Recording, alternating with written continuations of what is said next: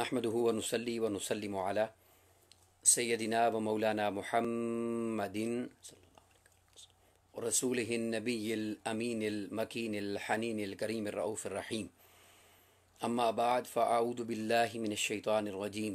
बिस्मिल्लाहिर रहमानिर रहीम। क़ाल अल्लाहु तबारक व तआला फ़िल कलामिल मजीद। बिस्मिल्लाहिर रहमानिर रहीम। सदक़ल्लाहु मौलानल अज़ीम। वक़ाल अल्लाहु तबारक व तआला फ़ी शानि हबीबिही मुख़बिरन व आमिरा इन्नल्लाह व मलाइकतहु युसल्लूना अलन नबी या अय्युहल्लज़ीना आमनू सल्लु अलैहि व सल्लिमू तस्लीमा। मौला यसल्लि व सल्लिम दाइमन अबदा अला हबीबिका खैरिल खल्क़ि कुल्लिहिम मुहम्मदुन सय्यदुल कौनैनि वस्सक़लैनि वल फ़रीक़ैनि मिन उर्बिन व मिन अजमी वल हबीबुल्लज़ी तुरजा शफ़ाअतुहु लिकुल्लि हौलिन मिनल अहवालि मुक़्तहिमी या रब्बी बिल मुस्तफ़ा बल्लिग़ मक़ासिदना वग़फ़िर लना मा मदा या वासिअल करमी।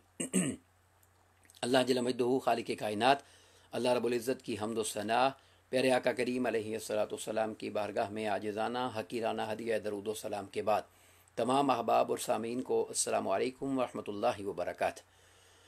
अल्हम्दुलिल्लाह ताला जितना भी शुक्र अदा किया जाए खालिक़ कायनात का कम है, जिसकी तौफ़ीक़ ख़ास और जिसके एहसान अज़ीम के साथ हम इस खूबसूरत माह रमज़ानुल मुबारक में अल्लाह तबारक व तआला के दीन को दूसरों लोगों तक पहुँचाने और इसको समझने के लिए इस कोशिश को जारी किए हुए हैं। दुआ है कि अल्लाह रब्बुल इज़्ज़त हमें इस कोशिश में इस्तिकामत अता फ़रमाए और अपनी बरकत और अपनी रहमत हमारे शामिल हाल फरमाए।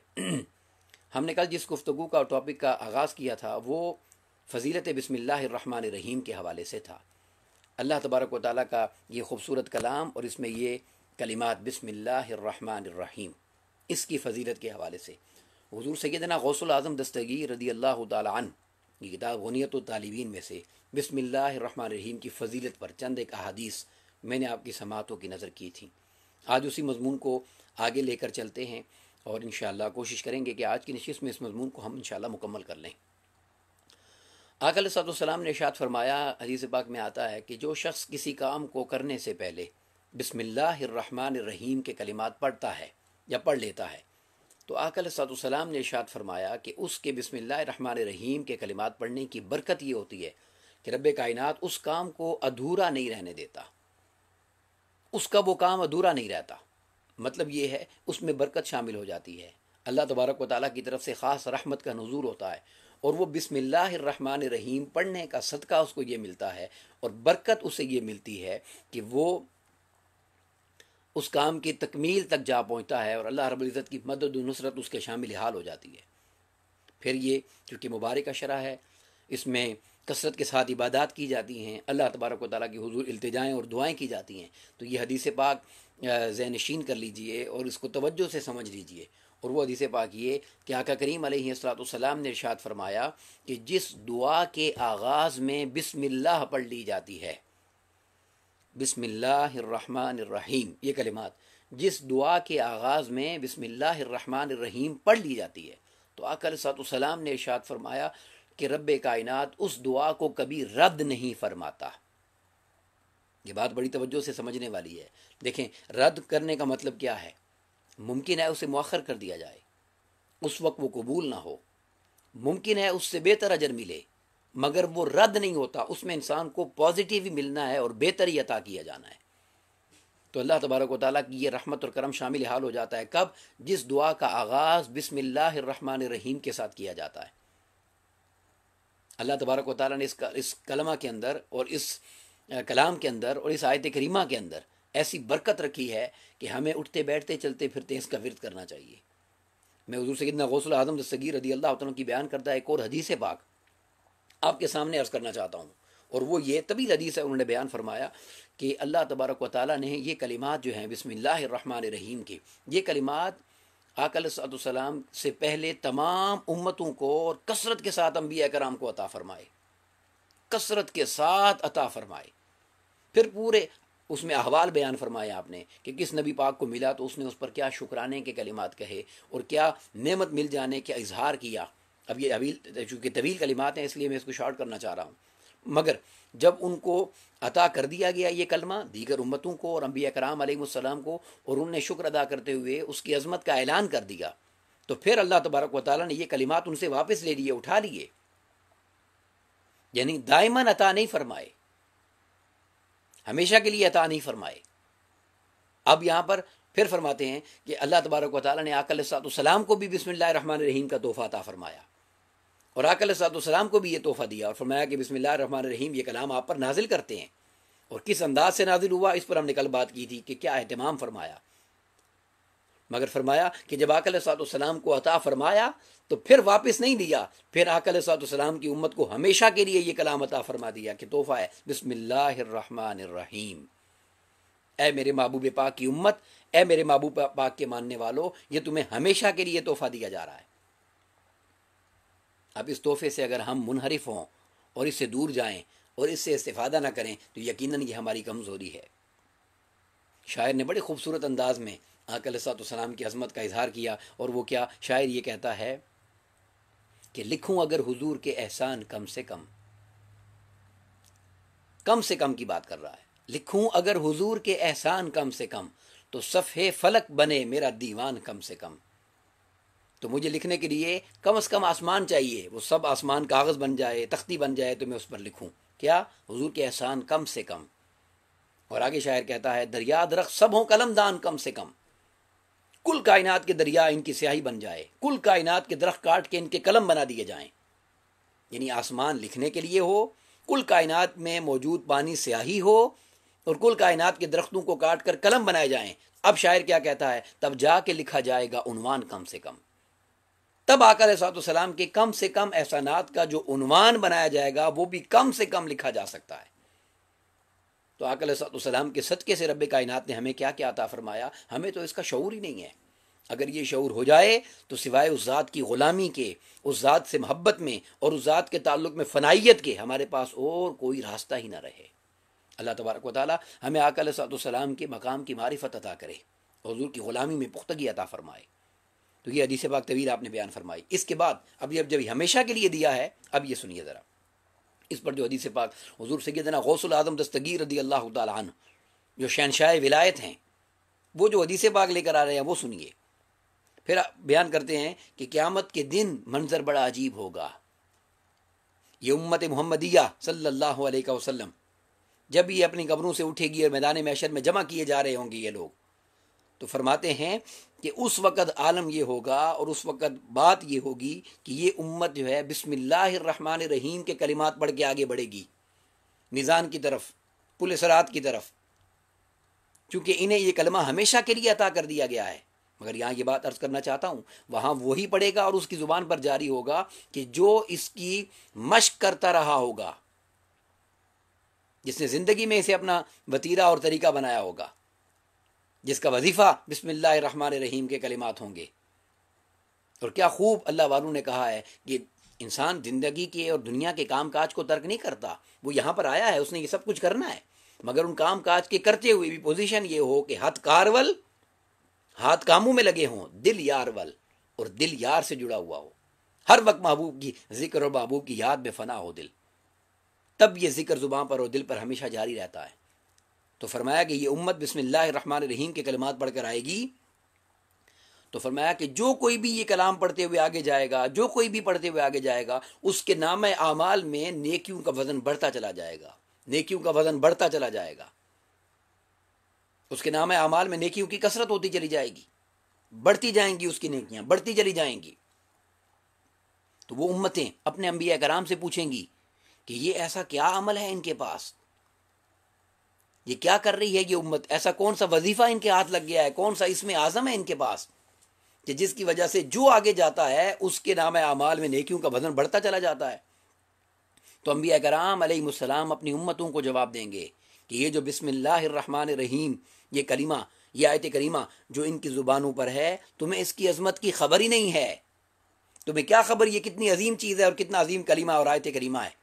اب وہ اپنی امتوں کو خبر دیں گے، اور وہ کیا دیں گے؟ اپنی امتوں کو انبیاء کرام یہ فرمائیں گے کہ اللہ کی عزت کی قسم ہے ہمیں کہ اگر اللہ تبارک و تعالی میزان کے ایک پلڑے میں اس بسم اللہ الرحمن الرحیم کو رکھ دے، کلمات کو، ان کو رکھ دے، اور دوسرے پلڑے کے اندر کل کائنات کی برائیوں کو رکھ دے، کل کائنات میں تمام مخلوقات کی برائیوں کو دوسرے پلڑے میں رکھ دے تو ہمیں اللہ کی عزت اور جلال کی قسم ہے کہ کل کائنات کی برائیاں ہلکی ہو جائیں گی اور اللہ کے اس محبوب کلام کا وزن زیادہ ہو جائے گا. تو ہر امتی جو پڑھ کے آگے بڑھ رہا ہے اس کے نام اعمال بڑھنے پر تم اتنی حیرت میں پڑ گئے ہو، یہ بات ذہن نشین کر لو. نہیں یہ اس سے بڑی بات ہے. کل کائنات میں کل مخلوقات کے گناہ اور نافرمانیاں اگر ایک پلڑے میں رکھ دی جائیں اور اللہ تبارک و تعالیٰ دوسرے پلڑے میں کلمہ بسم اللہ الرحمن الرحیم رکھ دے تو تب بھی اس کا وزن زیادہ ہو جائے گا. سامعین ذی وقار، یہ وہ عظیم کلمہ ہے اور یہ وہ عظیم اللہ تبارک و تعالیٰ کا عطا کردہ کلام ہے، اور اس کلام پاک کی یہ ابتدا ہے جس سے شروع کیا جاتا ہے بسم اللہ الرحمن الرحیم. تو میں آپ سے گزارش یہ کرنا چاہتا ہوں، خدا کے لیے اس جملے کو اپنے دل میں جگہ دیں، اس جملے پر غور کریں اور اس کی عظمت کی طرف دیکھیں، اس کی مہربانیوں اور رحمتوں کی طرف دیکھیں کہ وہ کیسا رحیم ہے اور کتنا غفور ہے اور کتنا مہربان ہے، کہ جس کے کلام کی آغاز بسم اللہ کی برکتوں کا یہ عالم ہے. کل سے ہم حدیث پاک بیان کرتے چلے جا رہے ہیں، تو اس پورے کلام کی عظمت کا عالم کیا ہوگا. وہ کلام پاک قرآن مجید اسی ماہ رمضان المبارک میں نازل کیا گیا. سامعین ذی وقار، اب میں گفتگو کو اس سے آگے بڑھانا چاہتا ہوں اور ایک اور چیز اہم آپ سے شیئر کرنا چاہتا ہوں، اور اس سے پہلے میں آپ کو ایک چیز دکھانا چاہتا ہوں. یہ حضور شیخ الاسلام ڈاکٹر محمد طاہر القادری زیدہ مجدہ کی کتاب ہے بسم اللہ کی مختصر تفسیر پر، تسمیۃ القرآن بسم اللہ الرحمن الرحیم کے نام سے. یہ تسمیۃ القرآن بسم اللہ الرحمن الرحیم پوری کتاب ہے، یہ مختصر تفسیر بسم اللہ الرحمن الرحیم کی. اب یہاں میں ایک چیز عرض کرنا چاہتا ہوں، دیکھیں ہمیں اس پر کوئی اعتراض نہیں ہے، ہمارا ایمان ہے اور ہم اس پر کوئی بحث بھی نہیں کرنا چاہتے کہ اس کلمے کی عظمت کو تسلیم کرتے ہیں دل و جان سے. مگر میں اس کی عظمت کے راز میں سے ایک راز آپ سے شیئر کرنا چاہتا ہوں کہ اس کلام کو، اس مختصر آیت کریمہ کو جو بسم اللہ الرحمن الرحیم، یہ 4 الفاظ کا مجموعہ ہے، 19 حروف ہیں، اس میں ایسا کیا راز ہے کہ اس کلمہ کو اتنی بزرگی، اتنی عظمت اور اتنی شان عطا کر دی گئی؟ کیا راز کیا ہے اس کے اندر؟ یہ بات آپ سے شیئر کرنا چاہتا ہوں.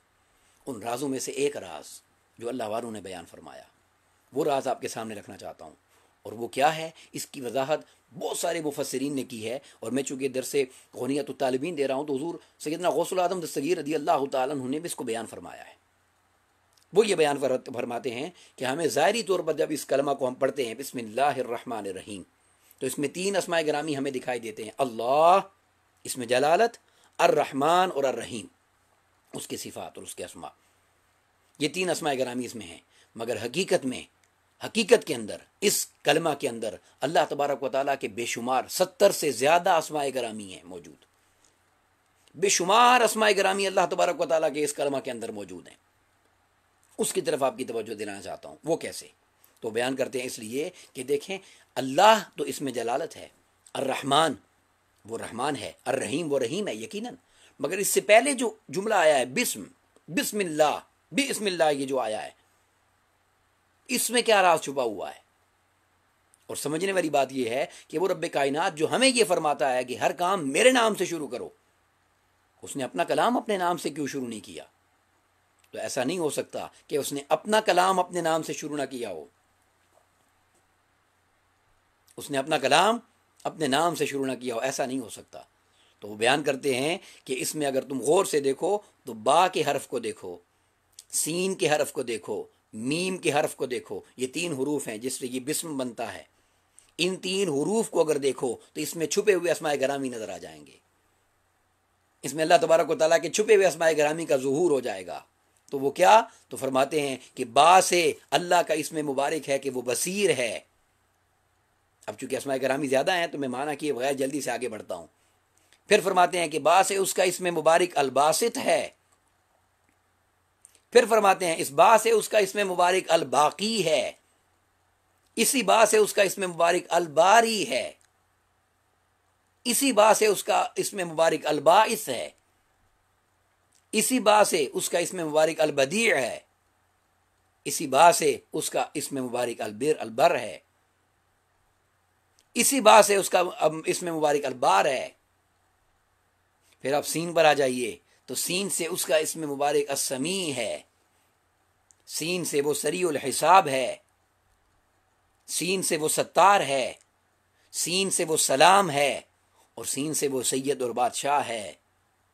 پھر میم پر آ جائیے تو میم سے الملک ہے، میم سے المصور ہے، میم سے المؤمن ہے، میم سے المہیمن ہے، میم سے المتکبر ہے، میم سے المعز ہے، میم سے المقیت ہے، میم سے المجیب ہے، میم سے المعید ہے، میم سے المتین ہے، میم سے المبدی ہے، میم سے المحصی ہے، المعید ہے، المحیی ہے، الممید ہے، المقتدر ہے، المؤخر ہے، الباطن ہے، المتعالی ہے، المنتقم ہے، المقسط ہے، المغنی ہے، المانع ہے۔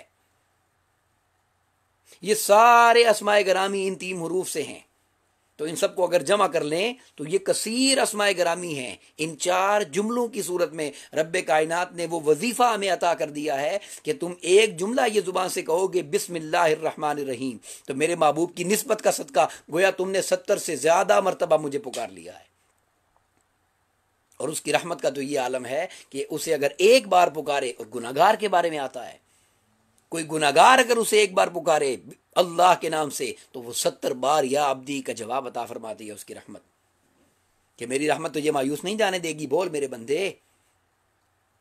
تو ایمان اور یقین کے ساتھ اگر اسے بسم اللہ الرحمن الرحیم کے کلمات کے ساتھ پکارا جائے تو ایک لمحے کے لیے سوچئے کہ کتنی رحمتوں اور برکتوں کا نزول ہوگا وہ لمحہ۔ اور سامعین دی وقار، اس مضمون کو جس نقطے پر میں مکمل کرنا چاہتا ہوں وہ بڑی اہم بات ہے، بڑی توجہ طلب بات ہے، تھوڑی ٹیکنیکل ہے، مگر میں سادہ لفظوں میں آپ کے سامنے رکھنا چاہتا ہوں۔ دعا کرتا ہوں کہ اللہ تبارک و تعالیٰ سمجھانے کی توفیق عطا کرے اور آپ کو سمجھنے کی توفیق عطا کرے۔ یاد رکھ لیں، اس کلمے کو جب ہم دیکھتے ہیں، جو میں نے حروف کی بات کی، تو با ایک حرف ہے۔ با کیا ہے بولیں؟ ایک حرف، لیٹر ہے۔ اور حرف کو جب ہم عربی زبان میں دیکھتے ہیں، اور اگر آپ دوسری زبانوں میں بھی دیکھیں گے، ایک لیٹر جیسے کوئی بھی ایک لیٹر لے لیں، الفابیٹلی اے بی سی ڈی کوئی بھی ایک لے لیں، الف با تا کوئی بھی لے لیں، تو با جو حرف ہوگا تو حرف ناقص ہوتا ہے، اس میں ایک نقص ہوتا ہے، اور وہ نقص کیا ہوتا ہے؟ اس کا معنی کوئی نہیں ہوتا۔ اب میں اے بی سی ڈی زیڈ تک زی تک پڑھتا چلا جاؤں ایک ایک کر کے، آپ کو کوئی معنی سمجھ نہیں آئے گا، کوئی لفظ نہیں بنے گا، کوئی جملہ نہیں بنے گا، کوئی بات نہیں بنے گی۔ الف با تا سا جیم یا تک پڑھتا چلا جاؤں، آپ نہیں سمجھ پائیں گے۔ تو با حرف کیا ہوتا ہے؟ وہ ناقص ہوتا ہے، کمزور ہوتا ہے، وہ کمزور ہوتا ہے۔ اب اس کمزوری کا مطلب کیا ہے؟ کہ وہ اپنا معنی دینے میں کمزور ہے، اس کی اپنی کوئی حیثیت نہیں ہے۔ اور اس کے بعد آگے اسم آتا ہے، اور اسم کامل ہوتا ہے۔ آپ کسی چیز کا نام لیں، جگہ کا نام لیں، کسی شے کا نام لیں، کسی بندے کا نام لیں، تو آپ معنی سمجھ جائیں گے، آپ کو مجبوری اور حاجت نہیں رہے گی کہ جو با سن کر آئی تھی کہ با کا کیا مطلب ہے۔ آپ کوئی نام لیں، زید بکر کا نام لیں، آپ کو ایک بات سمجھ آ جاتی ہے، کسی کی بات ہو رہی ہے، شخصیت کی بات ہے۔ اسم کامل ہوتا ہے اور حرف ناقص ہوتا ہے، خدا کے لیے اس بات کو سمجھیں۔ تو با حرف ہے اور آگے اسم ہے، اس کے بعد اسم جلالت ہے اللہ۔ تو گویا رب کائنات نے مخلوق کو پیغام دیا کہ تم سب ناقص ہو میری پہچان کے باب میں، میری معرفت کے باب میں، مجھ تک رسائی کے باب میں۔ کوئی اپنے تئیں مجھ تک نہ آ سکتا ہے، نہ مجھ تک پہنچ سکتا ہے، نہ میری معرفت پا سکتا ہے، نہ مجھ سے شناسہ ہو سکتا ہے، نہ تم مجھے سن سکتے ہو، نہ تم مجھے دیکھ سکتے ہو، نہ تم مجھے محسوس کر سکتے ہو۔ تم ہر اعتبار سے مجھ تک آنے کے معاملے میں ناقص ہو۔ اب یہ با کے بعد اسم آیا ہے جو کامل ہوتا ہے، اور یہ اسم ہے جو بسم اللہ کے ساتھ جوڑ دیتا ہے، اللہ تک لے جاتا ہے۔ تو تم سب ناقص ہو، تم اس وقت تک مجھ تک نہیں پہنچ سکتے جب تک کسی کامل کو ڈھونڈ نہیں لیتے، جب تک کسی کامل کو تلاش نہیں کر لیتے، جب تک کسی کامل کے ساتھ با کی طرح جڑ نہیں جاتے۔ تمہارا کام ہے کامل کے ساتھ جڑنا، اور کامل کا کام ہے تمہیں میرے ساتھ آ کر ملا دینا۔ تو تم سب کو میں نے ناقص بنایا اور تم سب کو ایک کامل دے دیا، جسے محمد مصطفیٰ کہا جاتا ہے صلی اللہ علیہ وسلم۔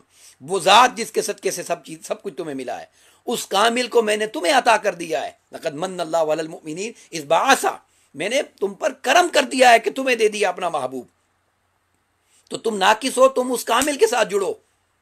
جو جو اس کامل سے جڑتا جائے گا، یہ کامل تمہیں میری بارگاہ کے ساتھ وابستہ کرتا چلا جائے گا اور میرا کرتا چلا جائے گا۔ یہ پوری تشریح اور تفصیل اس کتاب کے اندر حضور شیخ الاسلام نے بیان فرمائی، جو میں نے خلاصتاً آپ کے سامنے رکھ دی ہے۔ تو سامعین دی وقار، ہر ناقص جو کامل ہونا چاہتا ہے اور اس کامل تک رسائی چاہتا ہے، اسے آقا علیہ السلام کی بارگاہ سے جڑنا ہوگا، اسے محبوب کی سنگت میں بیٹھنا ہوگا، اسے آقا علیہ السلام سے تعلق جوڑنا ہوگا۔ تو ناقص کا کام ہے کہ وہ در مصطفیٰ تک جائے۔ اب شان مصطفیٰ یہ ہے کہ اس ناقص کو اٹھا کر بارگاہ الہی تک لے جائے۔ سید اعلیٰ حضرت مجددی دین و ملت شاہ احمد خان رحمۃ اللہ تعالی نے بہت خوبصورت اس کی وضاحت کی ایک شعر کے ساتھ، میں اس پر گفتگو کو مکمل کرنا چاہتا ہوں۔ اور وہ کیا فرماتے ہیں، بڑی خوبصورت آپ نے یہ بات فرمائی کہ آقا علیہ السلام کا مقام یہ ہے اور حضور کی شان یہ ہے کہ ادھر اللہ سے واصل، اللہ سے جڑا ہے، بسم اللہ، ادھر اللہ سے واصل اسم جڑا ہوا ہے، ذات کامل، ادھر مخلوق میں شامل، ادھر با کے ساتھ تعلق مخلوق کے ساتھ بھی رکھا ہے، ناقصوں کے ساتھ، ادھر اللہ سے واصل، ادھر مخلوق میں شامل، خواص اس برسخ کبریٰ کو ہے حاصل مشدد کا۔ وہ شد کی طرح ہیں، نہ وہ مخلوق ہیں کامل یعنی مخلوق کی طرح، اور نہ وہ خالق ہیں، بس درمیان میں ہیں۔ اب جس نے جڑنا ہو وہ اس شد کے صدقے سے ہی وہاں تک جا سکتا ہے اور مل سکتا ہے۔ تو سامعین دی وقار، اللہ رب العزت ہمیں آقا علیہ السلام کی بارگاہ تک کامل رسائی عطا کرے، اور آقا علیہ السلام کے مقام کی معرفت عطا کرے، اور آقا علیہ السلام کی نسبت میں فنائیت عطا کرے، اور آقا علیہ السلام کی بارگاہ کا ہو جانے کے صدقے میں اللہ رب العزت ہمیں اپنی بارگاہ تک رسائی عطا کرے، اور رب کائنات ہماری اس نسبت کو سلامت رکھے، اور آقا علیہ السلام کے صدقے سے ہمیں اپنی بارگاہ میں قبول فرما لے، اور ہمیں اپنا کلام سمجھنے کی کامل توفیق عطا فرمائے۔ وما علینا الا البلاغ المبین۔ السلام علیکم ورحمۃ اللہ وبرکاتہ۔